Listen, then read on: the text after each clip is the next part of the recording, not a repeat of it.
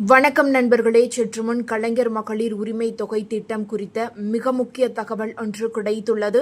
அது என்ன தகவல் அப்படிங்கறத தெரிஞ்சுக்கிறதுக்கு முன்னாடி இந்த ஒரு வீடியோக்கு லைக் பண்ணி எங்களுக்கு சப்போர்ட் பண்ணுங்க.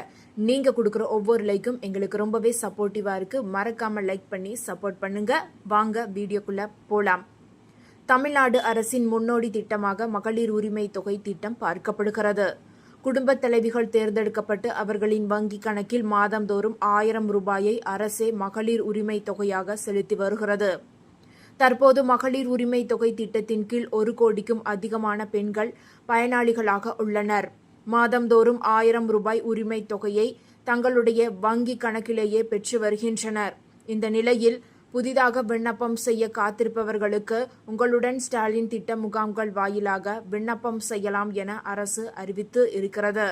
லட்சக்கணக்கான பெண்கள் உங்களுடன் ஸ்டாலின் முகாம் வாயிலாக ஜூலை மாதம் 15ஆம் தேதி முதல் நடைபெற்று வரக்கூடிய உங்களுடன் ஸ்டாலின் முகாம்கள் வாயிலாக மகளிர் உரிமை தொகை கேட்டு விண்ணப்பங்களை வழங்கிய வண்ணம் இருக்கின்றனர். சுமார் 17 லட்சம் மனுக்கள் வந்திருப்பதாக தகவல்கள் தெரிவிக்கின்றன. இந்த விண்ணப்பங்கள் மீது 45 நாட்களுக்குள் நடவடிக்கை எடுக்கப்படும் என அரசு தரப்பில் கூறப்பட்டு உள்ளது. கடந்த ஜூலை மாதம் 15ஆம் தேதி உங்களுடன் ஸ்டாலின் முகாம்களில் விண்ணப்பம் செய்தவர்களுக்கெல்லாம் 45 நாட்கள் முடிந்து அவர்களின் விண்ணப்ப நிலை தற்போது தெரிந்து இருக்க வேண்டும். கலைஞர் மகளிர் உரிமை தொகை திட்டத்தில் விண்ணப்பம் செய்த பெண்கள் அதற்கான அதிகாரப்பூர்வ இணையதளத்தில் சென்று விண்ணப்பத்தின் நிலையை அறிந்து கொள்ளும் வசதி வழங்கப்பட்டு இருந்தது. இந்த நிலையில் திடீரென அந்த வசதி நீக்கப்பட்டு இருக்கிறது. கலைஞர் மகளிர் உரிமை தொகை திட்டத்திற்காக இந்த ஒரு அதிகாரப்பூர்வ இணையதளத்திற்கு சென்றால் முகப்பு பக்கத்திலேயே உங்கள் விண்ணப்பத்தின் நிலையை அறிய என்ற ஒரு ஆப்ஷன் இருக்கும். அதனை கிளிக் செய்தால் அதிகாரிகள் உள்நுழைவு, பொதுமக்கள் உள்நுழைவு என 2 ஆப்ஷன்கள் வரும். இதில் பொதுமக்கள் உள்நுழைவு என்பதை கிளிக் செய்தால் இந்த திட்டத்திற்காக விண்ணப்பம் செய்த பெண்கள் தங்களுடைய ஆதார் எண் மற்றும் அத்துடன் இணைக்கப்பட்ட போன் நம்பருக்கு வரும் OTP ஆகியவற்றை உள்ளீடு செய்து தங்களின் விண்ணப்பத்தின் தற்போதைய நிலையை தெரிந்து கொள்ள முடியும். மகளிர் உரிமை தொகை கேட்டு விண்ணப்பம் செய்து அதற்கான மெசேஜ் வராமல் இருந்த பெண்கள் பலருக்கும் இந்த வசதி விண்ணப்ப நிலையை அறிய உதவியாக இருந்தது. ஆனால் தற்போது பொதுமக்கள் உள்நுழைவு என்ற ஆப்ஷன் நீக்கப்பட்டு இருக்கிறது.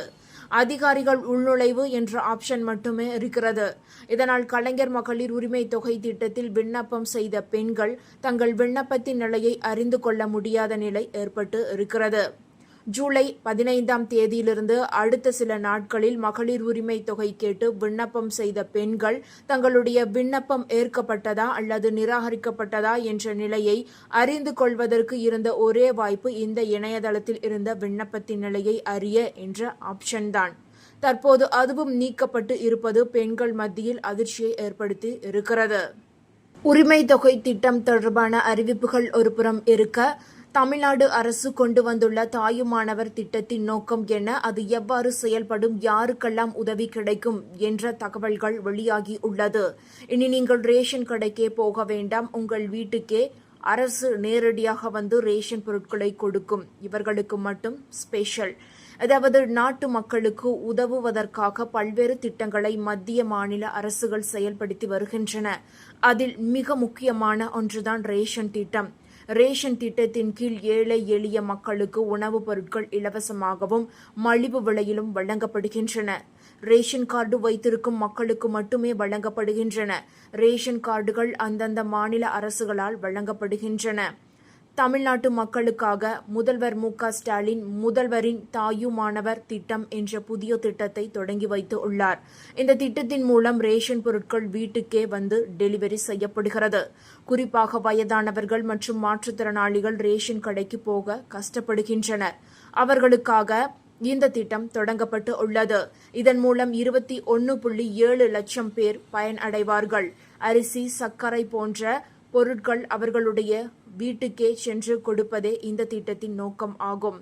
தாயுமானவர் திட்டத்தின் மூலம் 70 வயதுக்கு மேல் உள்ள 20.42 லட்சம் வயதானவர்களும் 1.27 லட்சம் மாற்றுத்திறனாளிகளும் பயன்பெறுவார்கள் என்று அரசு தரப்பில் கூறப்பட்டு உள்ளது.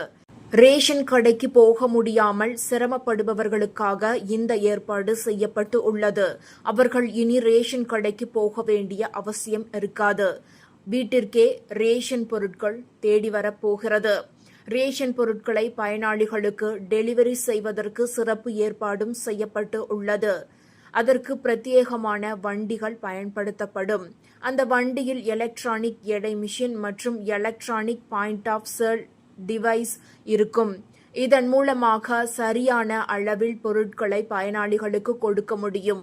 உணவு மற்றும் நுகர்வோர் பாதுகாப்பு துறையில் இருக்கும் ஊழியர்கள் வீட்டிற்கே வந்து இந்த வண்டிகள் மூலமாக டெலிவரி செய்வார்கள்.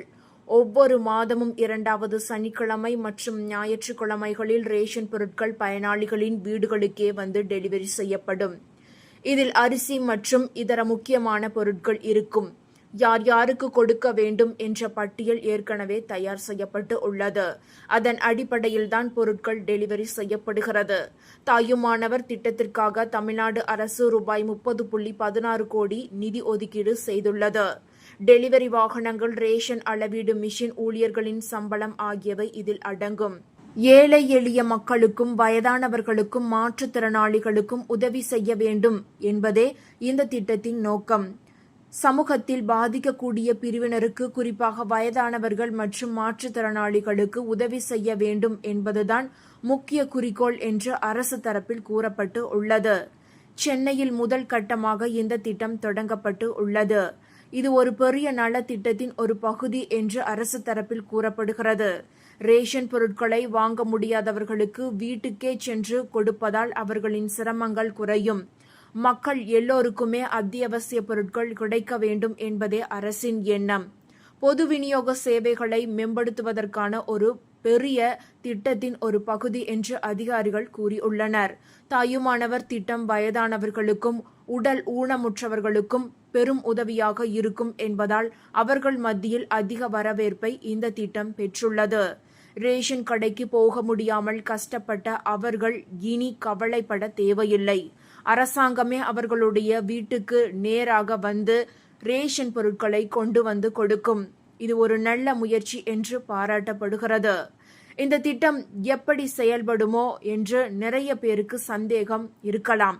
அதனால் சில விஷயங்களை அவர்கள் தெளிவாக தெரிந்து கொள்ள வேண்டும். ரேஷன் கார்டில் இருக்கும் வயதானவர்கள் மற்றும் மாற்றுத்திறனாளிகளுடைய பெயர் பட்டியலை அரசு தயார் செய்திருக்கிறது.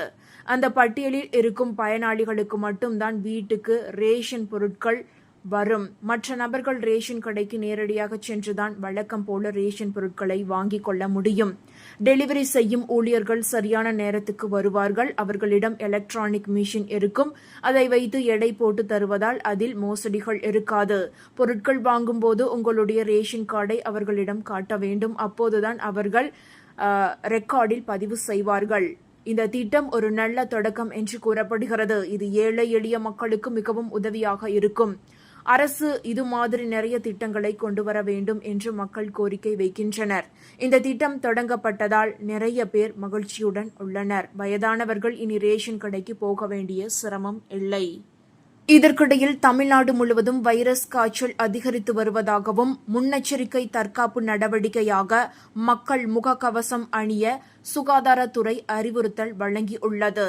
தமிழகத்தில் திடீரென காய்ச்சல் பரவல் அதிகரித்ததை தொடர்ந்து மக்கள் அதிகம் கூடும் இடங்களுக்கு செல்பவர்கள் கட்டாயம் முகக்கவசம் அணிய சுகாதாரத்துறை அறிவுறுத்தியுள்ளது. தமிழ்நாடு முழுவதும் கடந்த 2 வாரமாக வைரஸ் காய்ச்சல் பரவல் அதிகரித்து உள்ளது. குறிப்பாக குளிர் பிரதேசங்கள் மற்றும் மக்கள் அதிகம் வசிக்கும் இடங்களான சென்னை, கோவை, மதுரை உள்ளிட்ட பகுதிகளில் வைரஸ் காய்ச்சல் பரவல் அதிகமாகியுள்ளது. இந்த நிலையில் தமிழ்நாடு முழுவதும் உள்ள மருத்துவமனைகளில் சளி, காய்ச்சல் பாதிப்போடு வரும் நோயாளிகளின் மாதிரிகளை ஆய்வுக்கு அனுப்ப சுகாதாரத்துறை உத்தரவு பிறப்பித்து உள்ளது. பரிசோதனைக்கு பிறகு புதிய வைரஸ் கண்டறியப்பட்டால் மேலும் பரவுவதை தடுக்க உடனடியாக நடவடிக்கை எடுக்கவும் மருத்துவர்களுக்கு தெரிவிக்கப்பட்டு உள்ளது. பொதுமக்களுக்கு காய்ச்சல் அறிகுறி தெரிந்தால் உடனடியாக மருத்துவமனைக்கு சென்று சிகிச்சை மேற்கொள்ளவும் என்று அறிவுறுத்தப்பட்டு உள்ளது. அத்துடன் முதியவர்கள், நோய் எதிர்ப்பு சக்தி குறைவானவர்கள், திருமணம் உள்ளிட்ட நிகழ்ச்சிகளுக்கும் மக்கள் அதிகம் கூடும் இடங்களுக்கும் செல்வதை தவிர்க்க வேண்டும் என்றும் மற்றவர்கள் முகக்கவசம் அணிந்து பாதுகாப்பாக செல்ல வேண்டும் என்றும் அறிவுறுத்தப்பட்டு உள்ளது. இந்த தகவல்கள் உங்களுக்கு பயனுள்ளதாக இருந்தால் மறக்காம இந்த வீடியோவை லைக் பண்ணி உங்களுடைய ஃப்ரெண்ட்ஸுக்கும் ஃபேமிலிக்கும் ஷேர் பண்ணி விட்டுருங்க. இது போன்ற பயனுள்ள தகவல்களை உடனுக்குடன் தெரிந்து கொள்ள மறக்காமல் நம்மளுடைய குட்டி இன்ஃபோ சேனலை சப்ஸ்கிரைப் பண்ணி பக்கத்தில் இருக்க பெல் ஐக்கானை கிளிக் பண்ணி வச்சுக்கோங்க. நன்றி மக்களே.